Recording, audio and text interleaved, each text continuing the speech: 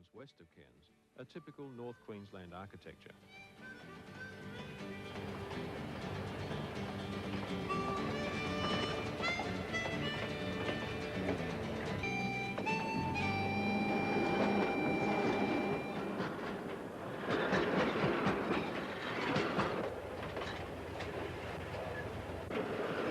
The railways certainly haven't been left out of the tourism drive. In fact, the train pulls more tourists than any other attraction apart from the reef, and that's with little promotional effort.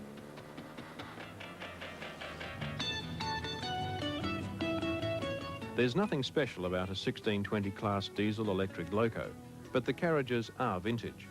They cry out for a bit of entrepreneurial shuffling to put a steam loco up front. Perhaps something like the original PB15s. That would give the train a profile worthy of the countryside it has to pass through en route to Kuranda. First it travels wide to get a run at the 330-metre climb ahead.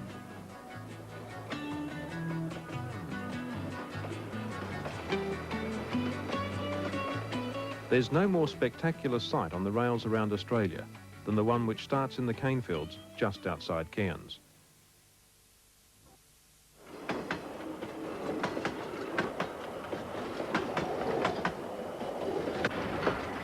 At Horseshoe Bend, the train often slows to 7 kilometres. According to veteran driver Len Hicks, there are still times when the train has to be divided and taken up half at a time. Oh, you do strike difficulties in wet weather due to slipping, but overcome by sand, which is delivered automatically or manually. What do you mean? You can put the sand on the tracks as you're going along? Yeah, from the foot pedal down here. So what's the difference between that and the old days of steam? Well, steam, it was all operated manually. You had to pull a lever and the sand flowed from a sandbox on the boiler down through pipes and dropped on the rail. Would you like to bring steam back to the Kuranda line? Personally, yes. Why? Well, I think it was a much better life, more mateship. Yeah, how? Oh, well, everyone had to work together more as a team. It was quite a good effort. In those days, it was man against machine. In turn, it's been machine against mountain, and to build the line, man against mountain.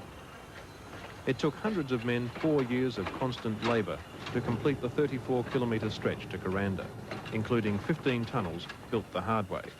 Pick and shovel, combined with clever use of explosives.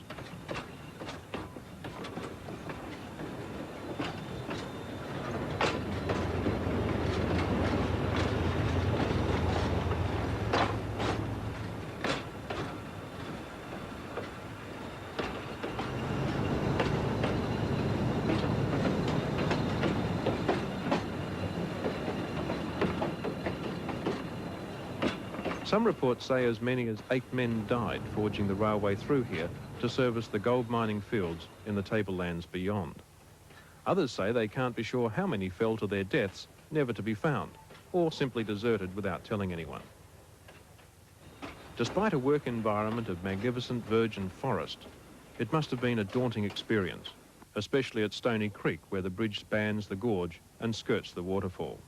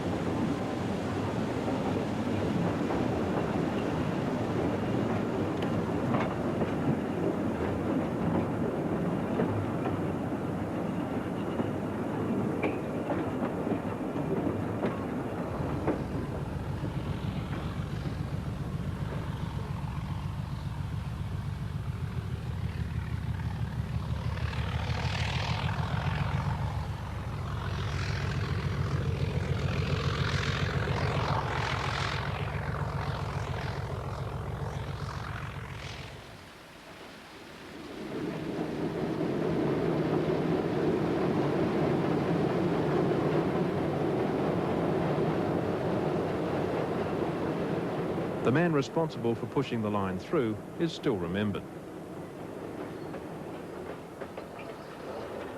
Rob worked on other railways, but this one was regarded as an engineering feat with few equals.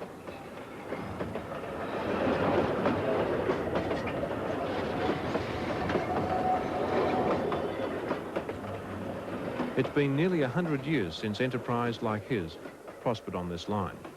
Now it's emerging again through a company which leases carriages from the railways and provides tour guides to make the trip interesting. The fare is double the government charge, but the private enterprise carriages prosper. The view is the same, the carriages are the same, only the approach is different.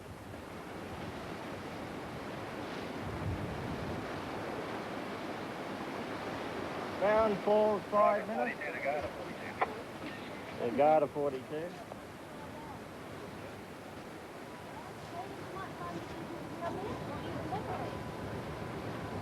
Thank you.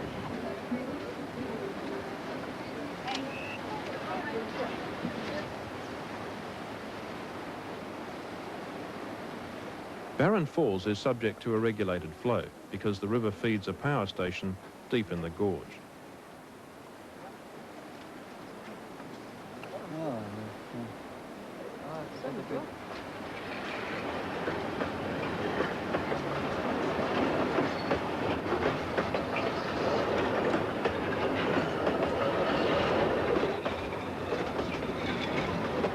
From here into Kuranda, it's almost level.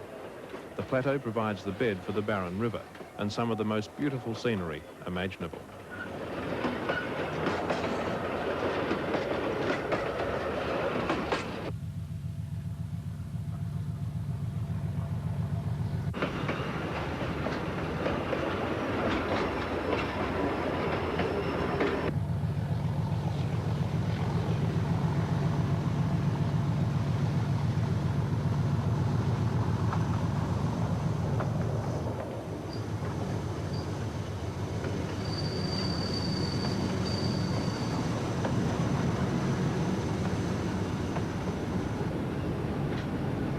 The gem at the end of the journey is Kuranda Station, built in 1915.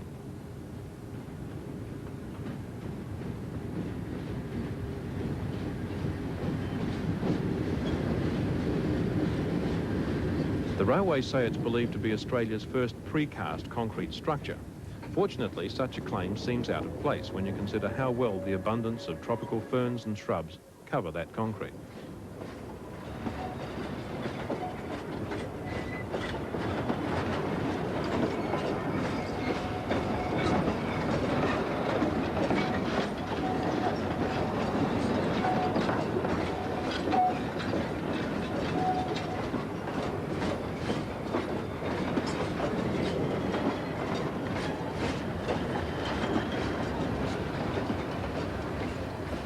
Bill Anderson, the gardener, is dedicated and travels all over the place to find new and unusual plants for the platform.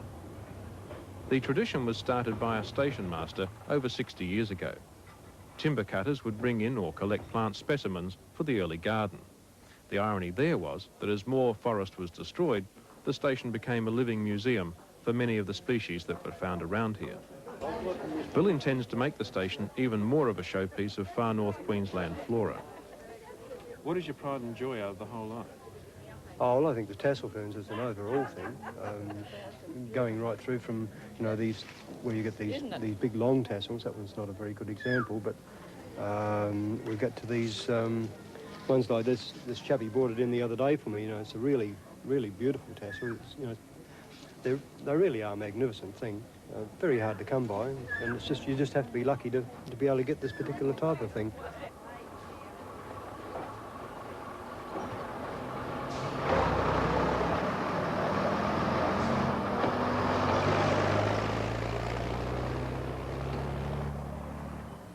Nowadays, most people tend to forget that the line continues to a place called Ravenshoe.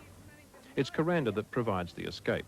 It was always meant to, having been planned as a tourist and holiday retreat based on Simla, the hill city of India. Well-to-do locals thought they could emulate the Raj and have their own mountain retreat.